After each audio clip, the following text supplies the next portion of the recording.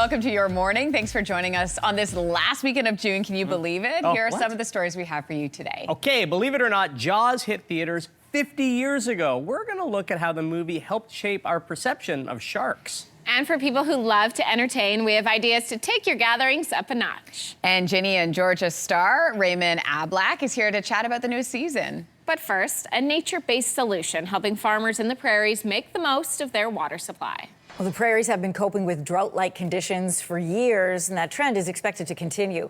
Farmers there are struggling to divide their limited water supply between crops and cattle. But a new project that could stretch that supply a little further is being looked into, and it uses nature to do so. So joining us with more is the project's lead, Anne-Marie. She's the research scientist with Agriculture and Agri-Food Canada. Good morning. Morning. So water in southern Alberta runs from farm to farm through an extensive network of ditches. They used to try and use aqueducts. Right now, how is the system functioning? The system is functioning, but there's a limited amount of water because, as you mentioned, there have been drought conditions for the last several years. So farmers are being allocated less water than they typically would. Last year, there were some dairy farmers in parts of Alberta that were allotted 40% less water compared to what they had received the year prior. So what kinds of choices are farmers having to make when that happens? So this is exactly the problem. Is they're used to operating at 100%, and then now all of a sudden they have almost half that. So they're going to have to make choices about how much to irrigate their crops and whether or not they'll be able to irrigate those crops are feed crops for the cattle. So it is very important. Yeah, and in some of the pictures that we were just sharing with our viewers, so they know what they're looking at, that pipe and that watering system, that's part of this irrigation network that you talk about, because trying to be a dryland farmer, you're just relying on conditions and not necessarily on the water that's available. So your project involves building wetlands on farms as part of an effort to try and stretch out water resources. So how does wetlands allow for that? So what our project is we will take the wastewater from the dairy barn. So water has already been used to clean the barn, and we'll also take the cow manure is typically stored in a large lagoon, and we'll put a post-lagoon treatment with a wetland, and then the water from the wetland will be clean enough that we can use it to then irrigate the feed crops. This research involves work you do at a farm in PEI, which is different conditions than southern Alberta, which is semi-arid. But you do work along with universities in Ontario and Alberta. It's really a cross-Canada collaboration. But how easy is it for the average farm to have a wetland built on its property? It's pretty easy, actually. It's surprising, but we've constructed several wetlands here in PEI for different purposes. We're treating runoff from potato farms. And so when I heard about these conditions in Alberta, I approached my colleagues. I'm working with Dr. Arlos at the University of Waterloo and Dr. Loren at the University of Alberta. And we came up with the idea to install a wetland and then reuse that water for irrigation. And I'm so curious how the wetland maintains itself given the very different conditions in southern Alberta, where you've got almost semi-desert-like conditions that get so dry. How do you maintain the wetlands at the level that is needed for farm usage? Well, there's a continuous flow of water from the dairy barn that we will be using.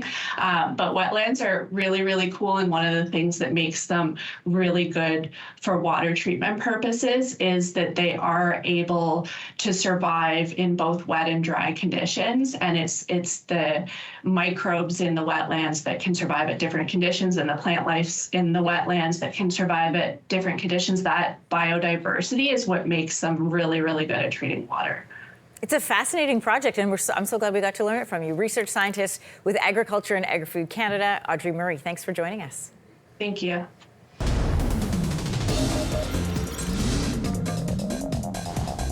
New research is offering a different look at the risks of screen time for children. Now, this study done at 3 prominent U.S. universities tracked more than 4,000 children between the ages of 9 and 10. And the study looked at the patterns around social media, mobile phone usage, and addictive use. And what they found was surprising. CTV science and technology specialist Dan Riskin joins me from Jasper with a look at this study and what it's really telling us. I do have a warning for our viewers. Part of this conversation will include suicidal ideation. Good morning to you, Dan. Good morning. Very happy to be reporting from Jasper. I flew all the way here just so I would have a nice background for this conversation, so I hope you appreciate it. It is absolutely stunning. All right, walk us through this study. What was this all about? Well, they looked at a bunch of kids who were 10 years old-ish, and then they tracked them for 4 years, and they looked at their cell phone use, and they looked at their mental health. And what they expected to find is the more you're using your phone, the more you have problems with your mental health, the more you have issues with suicidal ideation and things like this. But that's not what they found. What they found is that it wasn't linked to the number of hours a kid spends on their phone. What it was linked to is the degree to which that kid felt addicted to their phone, how much they felt like they just could not put it down, how much they felt like their mood was altered if they just put their phone down and they had to do something else. Things that sort of seem like your typical sort of addiction issues as opposed to just the number of hours spent on the phone. So nearly half of the children in this study displayed highly addictive use of their phones. But addiction, we just talked about, and screen time, they weren't directly linked. So how did this study differentiate between screen time and screen addiction? Well, so the number of hours you spend on the phone was part of it. That was an index, but it wasn't the only part. It was a lot of questions that they asked these kids about how they felt about their relationship with the phone. And I think this is a big part of the conversation for parents with their kids around phones is that, you know, if a kid's old enough to use a phone, a kid's old enough to have an opinion about how that's going. And especially once they get to about 10 years old, you can start asking them questions about whether they feel like they're addicted. Kids know what an addiction is. They know what that idea is. And so when you say, is it hard to put it down? Is it hard to turn that screen off? How do you feel when you've turned the screen off? Kids can answer those kinds of questions. And so it was the answers to those questions that were more informative about, and like the numbers are not subtle. We're not talking about a 2 or 3% increase. We're talking about 4 or 5 times higher likelihood if a kid was either showing addiction or a tendency toward addiction compared to kids who they might use the phone all day, but they're not addicted to it. They're just watching shows and they can close it anytime. Right. They're just bored. You know, it's a very different relationship than somebody who's looking at their social media feed and just dying to know what's said next. I can see the difference even in my children and their phone usage and trying to take a device away. I can see the difference with, you know, my 3 children.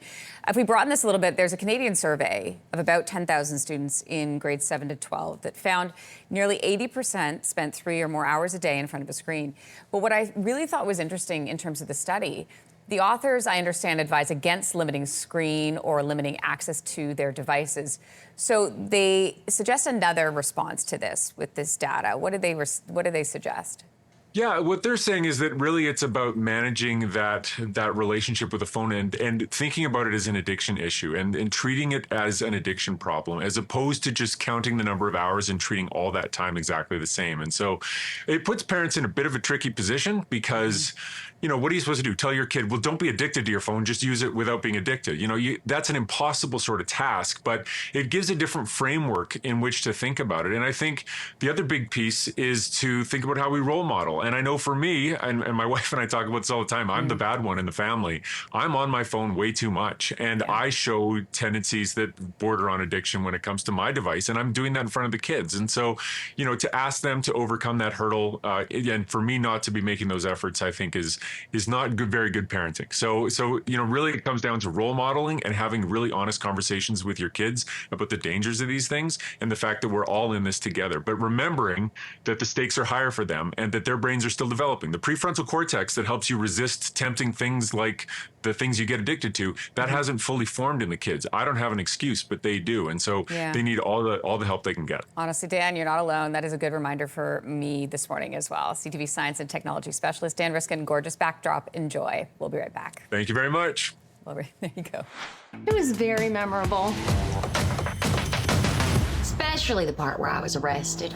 Coming up, season 3 of Ginny and Georgia is here. Fan favorite Raymond Ablack gives us a look ahead.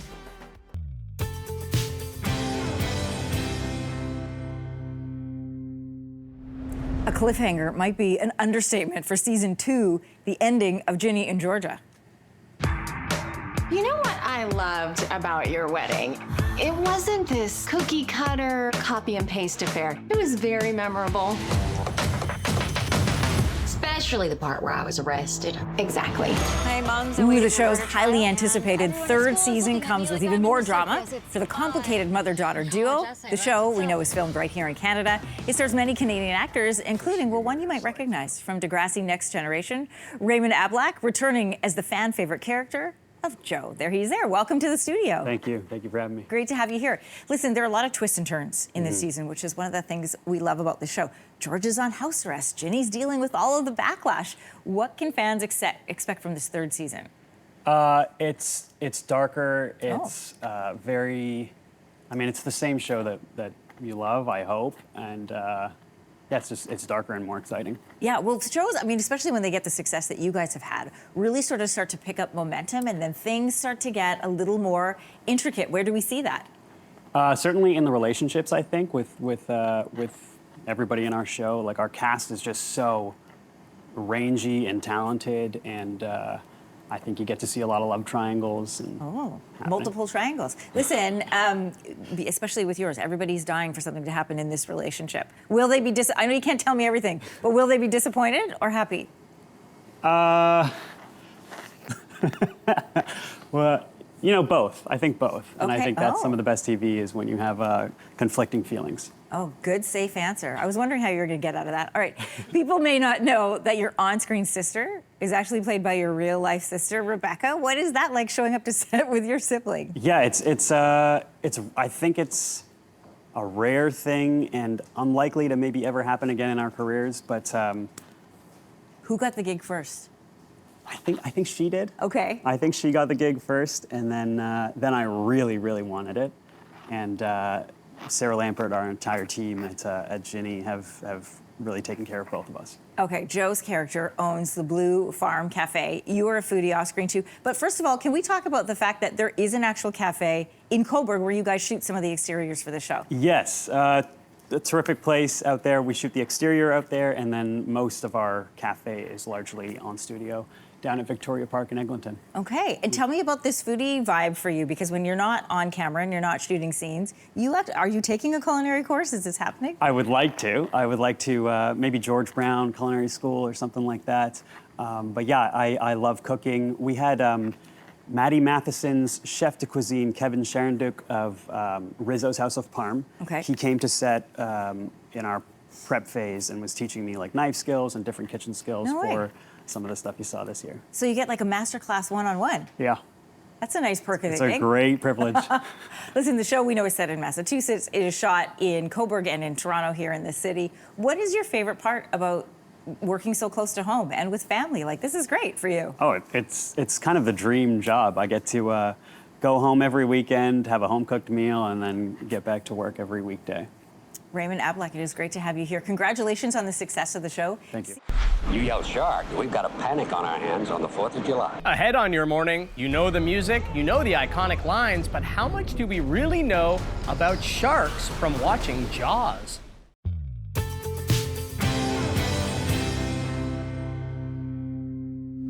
We can officially say that summer is here, and that means it's time for those first warm weather get-togethers. Beautiful food displays are usually the best way to get a party started. And Sarah Juman-Yassin, who is the founder of Grazing Platters in the Six, knows all about it. Can I just show you her Instagram, please? Look at the spreads look at this one she did recently.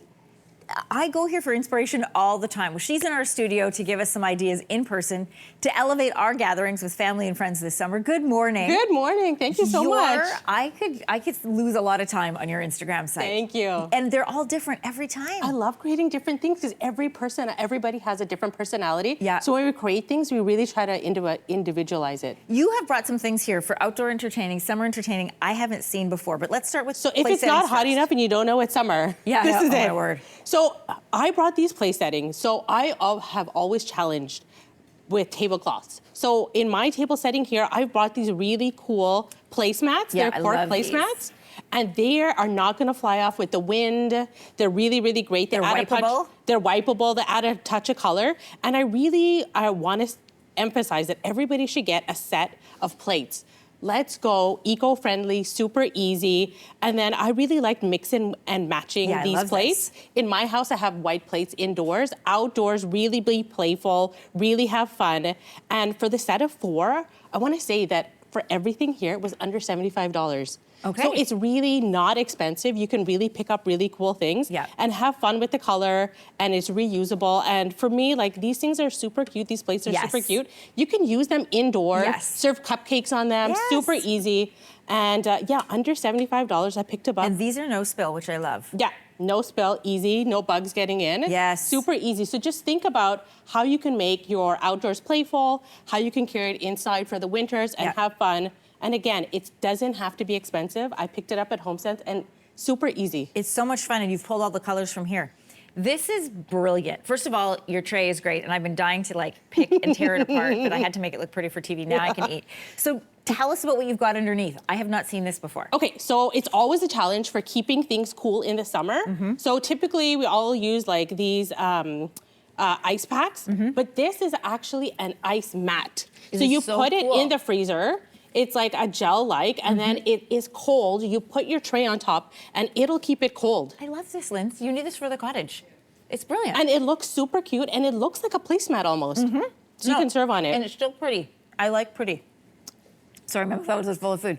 Speaking of food, ice cream sundaes. Yes, Easy entertaining. Easy entertaining. Like, you can have a cooler, stick it with ice cream, put all your toppings out, and then let guests help themselves. So we've done it here, and you can't have summer without ice cream. So I really love just the simplicity. I really love caramel. Okay, I'm gonna do so this is so much fun. Yeah. Sprinkles, cannot have a sundae without sprinkles. Do you I love ever the do ice colorful cream ones. for supper in the summer? No. You should do ice cream for supper sometimes. Just do an What ice is- cream buffet. For It's supper? summertime. Why not? One day. It's not going to kill anybody. You are such a cooler mom than I am. No, I'm just a lazy mom, and ice cream for supper is fun. They will remember it. So these, again, are reusable glasses, easy. They're really cute. And then, like, let's just go eco-friendly. Yeah. And, okay, so let's continue while eating ice cream. Let's do this. Now, this is brilliant. This almost looks like a Barbie pool I had when I was little. So we all have that big, ugly cooler in our garage, in our basement, and it takes up tons of space. We don't know what to do with it. This is an inflatable cooler. So literally, you just inflate it, put ice in it, put your drinks in it, and it keeps it cool. When you're done for the season or you're done entertaining, it takes up this much space. Yeah, Very that's great. small, and it's super easy. And if you have a pool and you really want it to serve, It floats. It floats too, so it's double duty. This is genius. And you were saying you do have a pool and you do a lot of outdoor entertaining. Entertaining, yeah. So Yeah. this for me is perfect for the whole entire summer. I'm coming over because you said it's an open invitation. It is an open invitation. We hope to see you. As long as you have this and that, I will be there. Okay, Sarah, thanks so much for being here. Thank you so much. 50 years since Jaws first hit theaters, it was a film that terrified people heading to the beach, permanently altering our perception of the underwater predator. He's got lifeless eyes, black eyes, like a doll's eyes.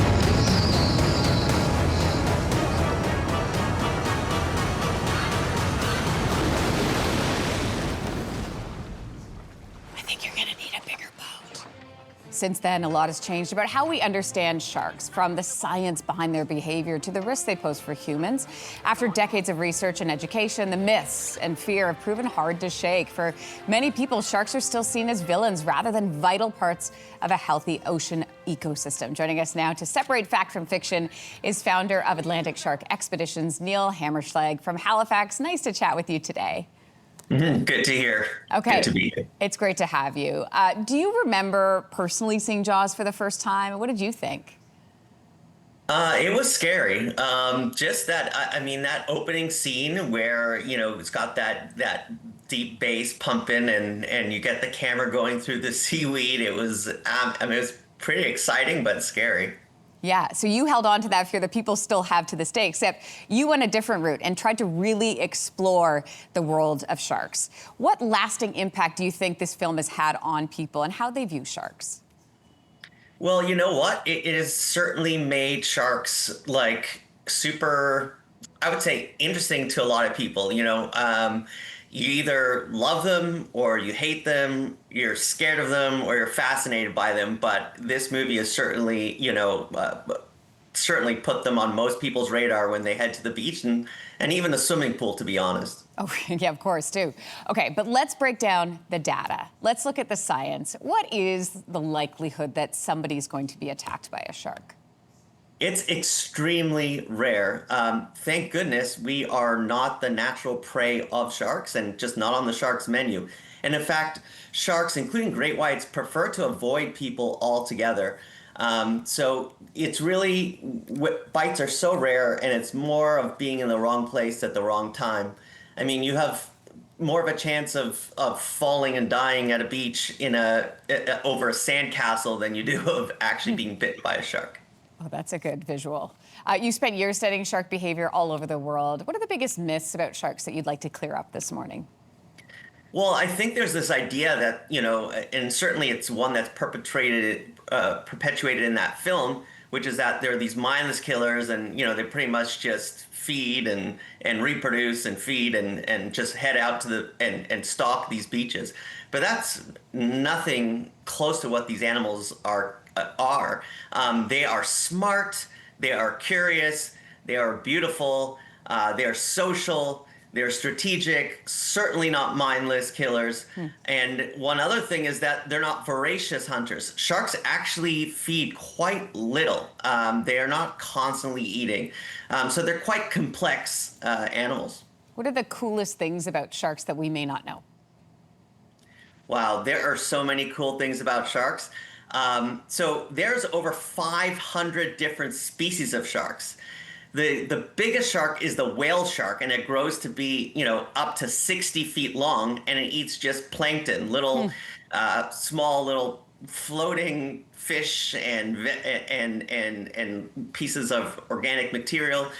And the smallest shark can fit in the palm of your hand. It's just 6 to 8 inches, about the size of a cigar.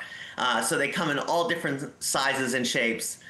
And I think probably the coolest a recent fact about sharks is they are the oldest living vertebrate on Earth. One species of shark, the Greenland shark, which is actually found in Canada, in Atlantic Canadian waters, can live over 500 years old. Oh. You know what we were carrying this morning, Shark? I just called you Shark. I wonder if that's your nickname. I'll take that as a compliment. Yeah, it is a compliment. We were showing Contender, that big shark, that we were showing footage of that shark making its way up, I guess, the East Coast. Very cool to see. I had an opportunity years ago when I was a reporter at CTV Atlantic in Halifax to go out on an expedition where it was one of the coolest experiences of sort of my career, and we were able to, I was with scientists, we were able to tag those sharks that we found, which was really cool. You run Atlantic Shark Expeditions in Halifax. What kind of experiences do you offer to people? Yeah, so we offer people the opportunity to actually come out on our boat, go view sharks in the wild, get in the water with them in a protective shark cage to experience firsthand, underwater, face-to-face with these animals, and to educate people about the wonders of these sharks and how awesome they are.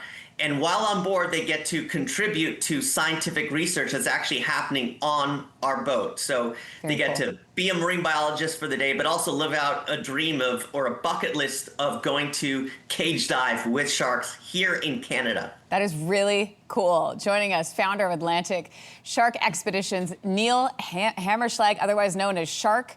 Thank you for joining us this morning. Thank you. Next week on Your Morning, what you need to know about contractor scams.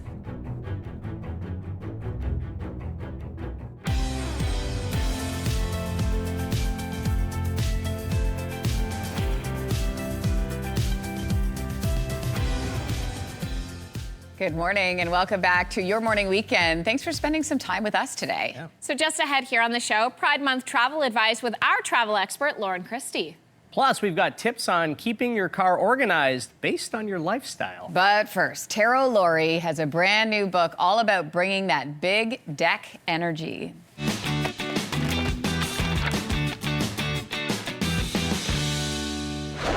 We are starting the week with some big energy, some big deck energy. I have to slow that down for myself. Courtesy of Dyan, aka Tarot Lowry. She has been reading tarot for 35 years. She's known for her down-to-earth style, and she's now sharing everything she knows in her new book called Big Deck energy. It is a deep dive into what tarot really is and what it isn't, how the cards work, what kinds of questions you should ask, and how to reframe what life throws at you.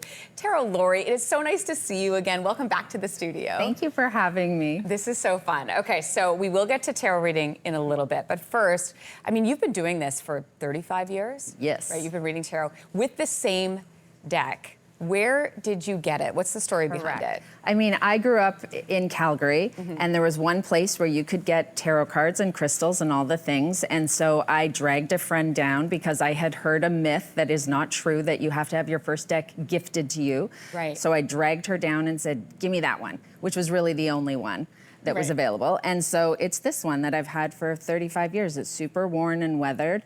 And it's my sidekick. I dedicated my book to my deck. Yes, you did. Lots of energy there. Okay, so but with this, I understand that when you got it, you lost like basically the instructions, for lack of a better term, right? So then you have to figure it out on your own. How did you do that? What was that process? Well, that was such a good turning point. It was the best thing that could have happened because when I lost the book, I was on my own and I had to rely on my intuition. I mean, I was mentored by a legit broom-toting spell-casting witch who it was sort of orally passed on to me. She just would tell me about the cards and I'd sit and take notes, and then I lost all of it and I was on my own. And that's where things really took off because it was just me and the deck. You really had to trust your intuition. That's so interesting. Okay, so I want to talk about this book. This book, it really is a guide to help anyone strengthen their intuition, you say, right? And you say it is a guide for doing life. So what do you mean by that? Tarot is a tool that can be used for self-discovery, for healing, for guidance. It's not predicting. It's not going to tell you you're going to meet Fred at Starbucks on Wednesday or say goodbye to the dog or anything goofy like that. It's just meant to give you like a little peek of what's going on energetically, to tell you what might be getting in the way, what's possible, what you need to work on. No one gets through a full reading with me without some homework. Okay, well, that's good. Yeah, it's meant to be. I always say it's like a conversation with your soul, and I'm the interpreter, but it's kind of like therapy in a box if you want it to be. Can we do this? Yes, Can we do a please. reading? Oh my gosh, I'm so excited. Okay, I always knock it to give a little energetic palate cleanser. Okay. Okay. What happens? You are just going to say out loud, what do I need to know right now? What do I need to know right now? Pull one card, don't look at it, put it face down so I see. Okay, face down. I'm a little stressed out. Oh, it's so interesting because it's like you're getting good tactical advice, okay? Good practical advice. You've got the Page of Swords, and the Page of Swords, do you see how he has his sword off to the side? And he's saying, why do you want to know that? Well, show me yours and then I'll show you mine. You know, and he's being a bit coy, keeping his cards close. And it's just reminding you, don't be telling people your business if it's not their business, because something could come back and kind of bite you in the butt. Really? It's not saying something bad will happen, just something bad could happen if there's too much yippity-yap. So it could be something being announced too soon. It could be an idea or an opportunity getting scooped out from under you. It could be gossip getting back to someone. But like I said, it's not saying something bad will happen. It's just asking you to be aware. Lori, I don't know if this is good news. It's not good or bad. It's just advice. It's advice. It's like when in doubt, zip it. Just be discreet. When in doubt, zip it. Just be discreet about the information you're sharing, and be discerning about who you're sharing it with. Okay, that's good. Do you often find that when you do this, it just starts conversation? You end up having people really will tell you about their life? Oh, yeah. I mean, I like to not know anything going into readings because when I go in cold, it just makes it easier because I just separate myself from the person. It doesn't benefit me to try and like fluff you up and to, oh my God, everything's great, everything's amazing. It's more just, here's what you need to know. Here's what the tarot cards need you to know. It might not be what you want to know, right? But it's what you need to know. And my readings are always now to 6 to 9 months out. So this may be something that you're just like, huh? But moving forward, there's going to be a moment where you're like, oh my gosh, it was that card. Right. Do you ever have follow-up conversations with people? Because if I were in your position, I would wonder, you know, I've given the reading, and then I'm like, I wonder if what happened in 6 to 9 months with them? Oh, I get feedback all the time. You do? Oh, yeah. Instagram DMs or emails, or they'll get another reading and tell me it's so weird because you said this thing and Yeah. It's so fascinating. We love having you here, Tarot Lori. Thank you so much. Congrats on the book. Thank you. Coming up, we are heading outside with Vijaya Selvaraju for a cake picnic.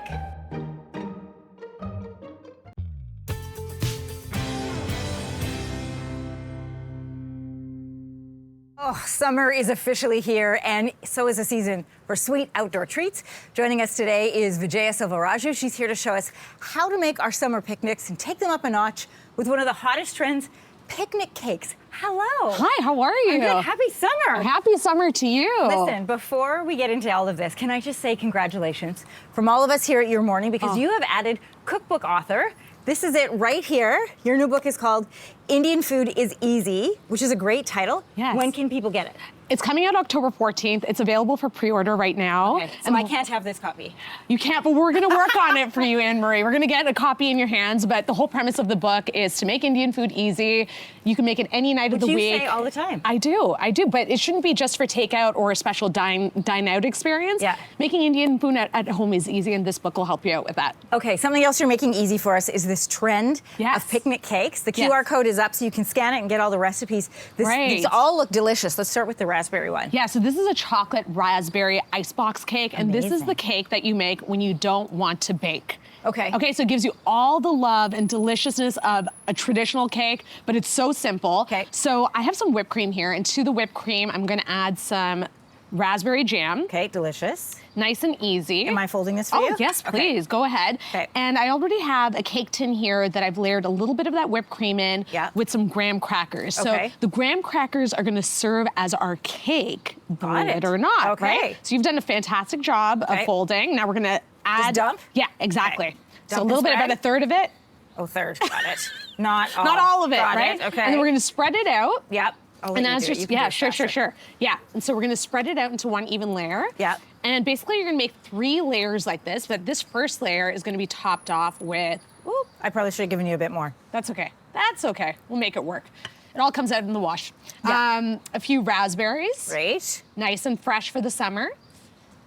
And then a little bit of grated chocolate. And you do that on all 3 layers? And you do this on all 3 layers. Okay. I went heavy on the chocolate. Always, there's not And too much, then- you can never do too much. And then it's gonna sit in the fridge overnight for 12 hours, a minimum, and that's gonna soften the graham crackers and make them cake-like. And this is what it looks like when it's done. Can we, are we allowed Yeah, to cut I have open a piece? big spoon for you if you wanna just like I just want to dig show in. everybody what this looks like. Oh yeah, you can feel it's got a good consistency. Yeah, do you see that? Yeah, and then you can see all the layers. Layers. Delicious. Yeah. And so simple, you're right, and So looks pretty easy. on the plate. Exactly. I love lemon. It's probably one of my favorite flavors for dessert. I can't wait to try this. Yeah, it's so refreshing and light. And so this is lemon velvet cake. Okay. So we have the classic red velvet. This is lemon velvet, nice and refreshing, tangy. So we have the cake that's already done. And the key to victory with this cake is that it's made with oil as opposed to butter, which makes the cake so much more moist. Yes, okay. Yes. And so the frosting is a classic cream cheese frosting, but it has lemon zest in it and a little bit of lemon juice. Yeah, that's so nice good. and zippy. I would put that on toast. It's so good. Yes, it's It's so got the easy to sweet make. and tang together. Exactly. Yum. So I'm a high frosting to cake person ratio. are? I love Okay. that ratio. Okay. So we're gonna spread it on, and then we have a few cute toppings. So Anne-Marie, if you want to help me out. Yeah, what we am I have putting some on? Lemon slices that I've dipped in sugar. Ooh, and I'm just laying these like Exactly. to be pretty. Okay, got it. There we go. Okay. So we're gonna do some And then we have flowers? some flowers. So Oh, some it's like edible very flowers. Meghan Markle of us. Exactly, just add flowers right? to things, make it pretty. Makes it nice and festive, and it's also like within the theme of a picnic, right? When you go out, see lots of flowers. Watch out for the bees. Yeah, exactly. And then a little bit of lemon zest. yeah. Oh, and I'm it's gonna go so wild pretty, with so the- fresh. Look how pretty this is. It's very Yeah. Instagrammable. as my girls Exactly, exactly. Very There we nice. go. Can I try? Huh? Yeah, do you want to try that? Yeah. Okay. Of course I do. Lemon's Let my me see if we favorite. have a plate for you. Oh, I don't need a plate. Do you not need? No. Let's keep going. She's And now gonna go this for one it, is in yeah. your cookbook. Yes. And this one is the mango lassi cake. Exactly. It is beautiful to look Thank at. you. First of all, there might be some people who don't know what a mango lassi is. Yeah, So tell us. a mango lassi is a traditional Indian drink. It's refreshing, made out of mango and yogurt, cardamom and saffron. It's so good. So I've tried to recreate those flavors in the form of a cake. It's a cardamom and saffron sponge, and in between we have a mango whipped cream, tons of buttery pistachios, chopped fresh mango. Amazing. It's really delicious, light, and the perfect way to celebrate a cake picnic. Can we do one more plug for your cookbook? Please. Your cookbook, Indian Food is Easy, is ready for pre-order now. You can also find all the recipes by scanning the QR code. June is Pride Month here in Canada, and this morning we are taking a look at travel and the LGBTQ2S+ community. We're looking at unique challenges and concerns and how to address those safety issues. Here to lead us through, as he always does, travel journalist Loren Christie. Great to have you back. Thank you. Good morning. Happy Pride. Thank you. Happy Pride. So for viewers who are not part of the community, can you help us understand some of the issues that come up with travel? Safety obviously is a big one. Yeah, safety really is the one. You know, survey after survey, you talk about folks in our community traveling, and they want to do what everybody else wants to do. They want to do food and culture. They want adventure. They want nice places, good value, all of those type of things. But at the top of that is safety. And what that means really is anything from just wanting to feel welcome and at ease in a place, all the way to avoiding threats of persecution or physical violence. And the spectrum can be wide. And, you know, I look at the Caribbean as an example. You know, there are certain islands where I really actually wouldn't want to go. There are other ones like a Curacao, which is extremely welcoming. They just legalized same-sex marriage last year. So it's a big line. And the way I equate it to mainstream travelers, just so they understand a little, is think about in February and March when the US was coming out with all these new rules and people were worried about their phones being scrutinized and people were feeling uneasy about going and they weren't welcome. Folks in our community feel that in a lot of places all the time. So it's a bit disconcerting. It's a bit disconcerting, and I'm sure difficult to find the correct information all laid out. So Correct. Luckily, there's people like you who have that info. So let's start with some good news. Yeah. There are destinations, like you mentioned, that are really friendly to people in the LGBTQ2S+ community. Absolutely. There's an index called the Spartacus Gay Travel Index, and every year they look at a variety of markers on countries all over the world, whether it's supporting of queer rights, whether they look at LGBTQ celebration and what they do for that, the inclusive environments, and typically Canada is always near the top. Malta, New Zealand, Portugal, and Spain. There's a lot of great places. And a shout out to Canada, I'll say, I heard a stat recently that they've got more Pride celebrations per capita than any country in the world. So there are definitely places that are well known as welcoming. And there's lots more out there too. That's great. It's nice to toot our horn a little bit. Yeah, there. totally. So you were just in Guadalajara last week? Yeah, Guadalajara, Mexico is actually really coming up. It's in the Jalisco state where Puerto Vallarta is as well. I loved it. Great history, great culture, great food. Again, all of those things that mainstream travelers like, but also I felt safe. And a shout out to Guadalajara, they're going to be hosting the first ever Latin American Pan Am World Pride in June of 2027. That's awesome. Also, can we just shout out your photos here?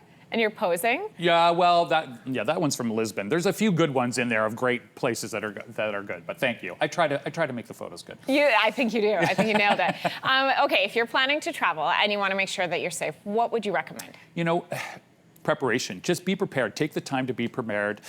Know your destination. And by that, I mean, yes, there are destinations that have good reputations, but that doesn't mean that every business, every hotel, or everything within that destination is safe. So do your research. Know which ones are open and welcoming. Be aware of local laws and adhere to them, just so you don't get into any trouble. And travel smart. And by that, again, I mean, you know, just because a country has a good reputation or a city doesn't mean that every business or every state or province is as welcoming. I look at the United States as a classic example. There are some states that are very hostile toward folks in our community, and there's others that are very welcoming. And so you just have to balance all that when you're making your decisions of where to travel. But, you know, it's really hard for folks in our community, in particular folks in, you know, transgendered folks trying to go to the United States. People are saying don't go. You have some resources that if people want to know more that they can check out. Yeah, I would check out IGLTA, which is the International Gay and Lesbian Travel Association. They have a Plan My Trip section on their website, which lists all sorts of inclusive businesses and destinations. Tourism Cares has a meaningful travel map, which isn't just about our community. It's all sorts of different marginalized communities, but it's showing where you can support local and give back and support marginalized communities. And then here in Canada, the rainbowregister.ca is a fantastic program. It's an accreditation for businesses that are safe and inclusive. There's a lot of business, I think about 450 right now across Canada, but particularly a lot of tourism and travel related businesses here in Ontario, as well as in Atlantic Canada. And what I always say, Kelsey, about all of these is that they're all trying to do their best. None of these programs are perfect, but at least they're trying and they're on that journey to inclusivity. And I would say to any business or tour operator out there that wants to do better, make sure you get trained. That's the number one thing. It's all about you don't know what you don't know, even if you think you do. So me, even as a middle-aged gay white guy, I really know nothing about someone who's, say, for example, 20 years old and transgender, and their lived experience is very different from mine. So even within the community, all of us need training. All of us need to do better about understanding each other's needs. And when you travel, if you can give them that sense of welcome and safety, you win. So. I love that so much. Yeah. Even for people who are not part of the community, I learned so much from your segments. Learning today, too, that I can choose where to put my dollars when I travel, and I can choose to travel to a place that's more inclusive. Yeah, 100%. I love that. Happy Pride. Happy Pride. Travel journalist Loren Christie, great to have you. Thank you. Coming up Monday on your morning, a Canada Day barbecue with our friend, food expert Jason Scrobar.